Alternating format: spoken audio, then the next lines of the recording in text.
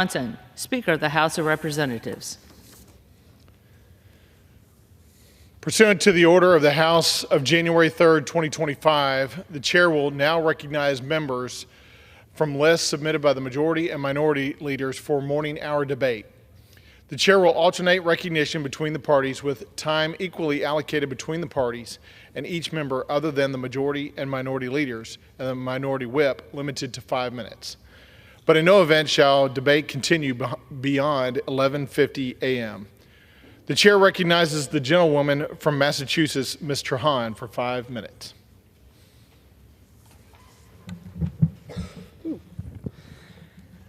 Mr. Speaker, we're more than 3 weeks into January, and yet Republican leadership in this chamber has failed to call a vote on a single piece of legislation to address the pressing needs of hardworking families. Nothing to ease the burden of grocery prices, nothing to lower the cost of prescription drugs, and nothing to make it easier for an American to buy a home. So what's the priority for the Republicans this week? A vote on H.R. 21, the so-called Born Alive Abortion Survivor Protection Act, a bill that will give politicians here in Washington the power to monitor women's pregnancies and criminalize doctors and nurses who provide life-saving care to women in need. I wish I was kidding. Now, over the next couple of days, we're going to hear Republicans get up here and use scare tactic after scare tactic, attempting to justify this vote. So let's set the record straight about what this legislation does. At first glance, its stated goal might sound reasonable: to provide a healthcare practitioner from failing to exercise the proper degree of care in the case of a child who survives an abortion or attempted abortion. Now that sounds logical on paper, but here's the reality. This situation almost never happens. When Texas passed a law requiring reporting on abortions resulting in live births, they reported 0 live births over 3 years. 0. The same was true in Oklahoma. So what is this bill actually targeting? As we dig into H.R. 21, it becomes clear that this legislation purposely distorts what abortion care really is. It sweeps up highly complex and deeply personal medical situations, including those where a mother learns that her life is in danger because her baby has a fatal abnormality and cannot survive outside the womb. Now imagine the agony of a mother, a woman who dreamed of holding her child, now forced to make the unthinkable decision to induce labor to save her own life. And as her baby is born in agonizing pain with just minutes or hours to live because no amount of medical intervention can save them, this bill seeks to make that horrifying situation even worse by overruling any decision by the mother and her doctor to provide compassionate, appropriate medical care. Instead, it threatens doctors and nurses with jail time, even if the only alternative is prolonging the pain, the suffering, and tragically, the inevitable death of the baby. Tell me, Mr. Speaker, how does that make sense?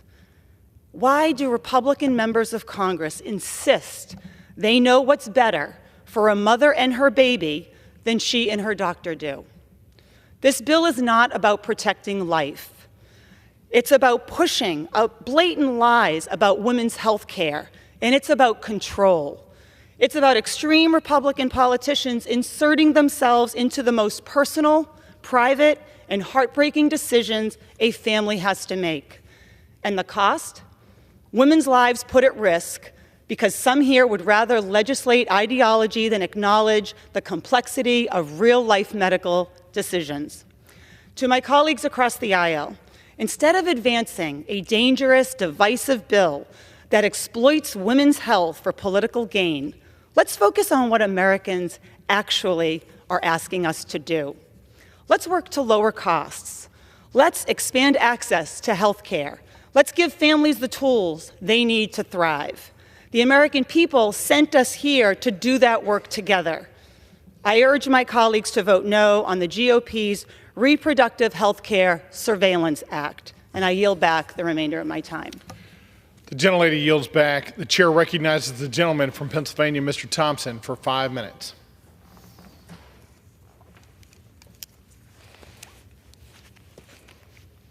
Mr. Speaker, I rise to celebrate President Trump's inauguration and his commitment to revitalizing our great nation. Over the past 4 years, Pennsylvania families have struggled under Biden's America Last policies. While every administration faces challenges, President Biden leaves behind a legacy of weakness and failure. As President Trump said in his inaugural speech on Monday, our country is at the dawn of a golden age, thanks to the president's commitment to America First policies. Look no further than the dozens of executive orders the president signed on his very first day in office as a sign that our country has turned the corner and is headed towards a brighter future.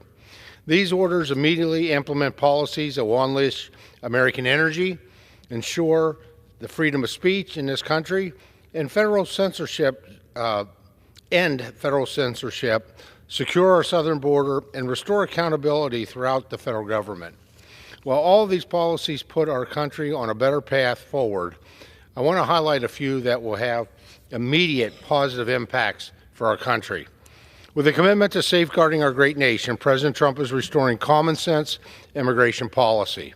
On day one, he reversed the dangerous immigration policies of the Biden administration, reinstating sound enforcement measures like Remain in Mexico policy.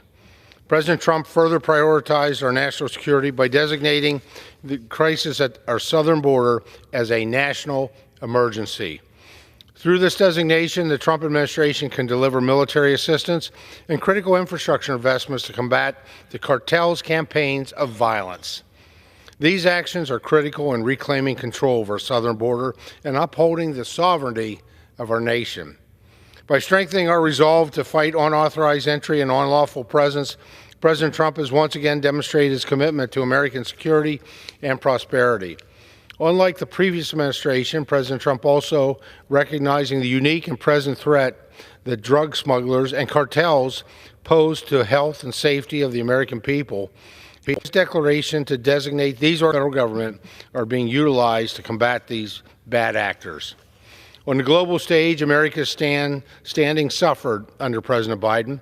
His disastrous withdrawal from Afghanistan led to chaos and the rapid resurgence of the Taliban. This not only endangered countless lives, but also tarnished the credibility of the United States among its allies and adversaries alike. President Trump's plan to restore America's leadership on the global stage is centered on strength, accountability, and putting America's interests first. This is why President Trump also issued an executive order to enhance vetting procedures for foreign nationals entering the United States, focusing on identifying security threats and establishing stricter screening protocols.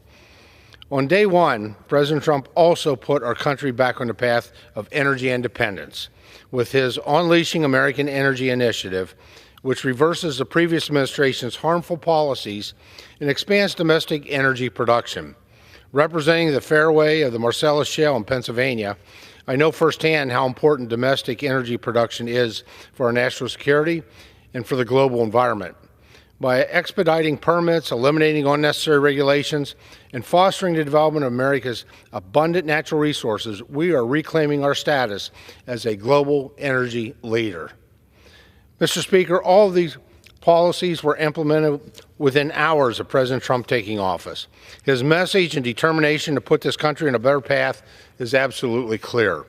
I look forward to working with President Trump and his administration in ensuring a more secure border, energy independence, and making our nation respected again. Thank you, Mr. Speaker, and I yield back the balance of my time.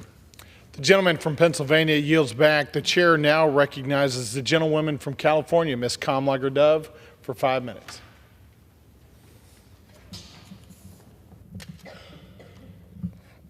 Thank you, Mr. Speaker. I rise today to urge Donald Trump to truly put America first by setting politics aside and providing California with the disaster relief we urgently need and deserve. Let's do that by fighting for California, home to close to 40 million people who also live in America. Just a few weeks ago, big bad fires broke out across Los Angeles County.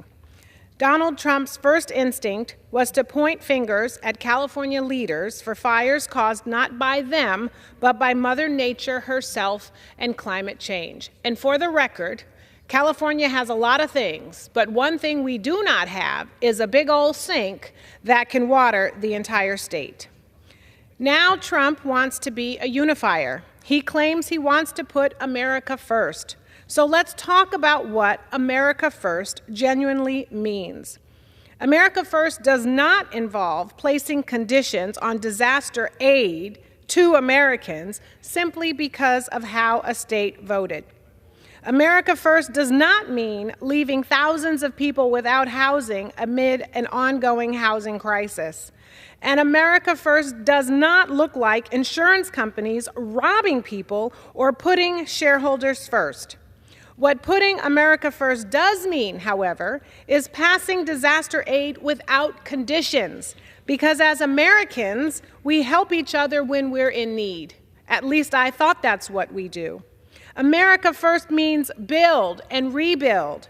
Build, baby, rebuild, swiftly and fairly, so no one remains unhoused. And America First means making insurance plans accessible to everyone, not just the rich and those properties who are considered low risk. Mr. Trump, the individuals impacted by the fires in Los Angeles are not just, as you put it, the wealthiest and most powerful individuals in our country who were present at your inauguration. These are real people, grandparents, parents, children, and grandchildren, working middle-class individuals who have lost everything. And newsflash, Donald Trump, many of them voted for you. So let's support them and not just the wealthy few. That's how we truly put America first. Thank you, and I yield back. The gentlelady yields back. Members are reminded to direct their remarks to the chair and not to a perceived viewing audience. The chair now recognizes the gentlelady from Iowa, Ms. Miller Meeks, for 5 minutes.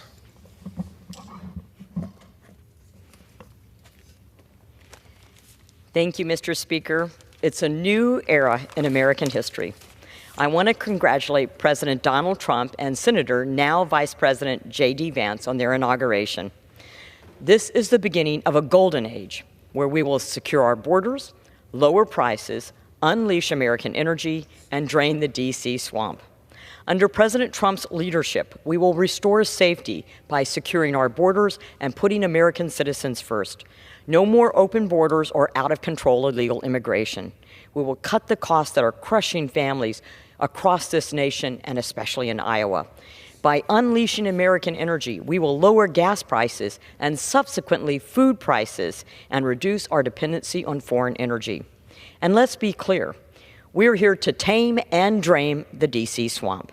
It's time to root out waste, inefficiency, and corruption that has held this nation back for too long. I pray for their success, that God blesses their leadership and guides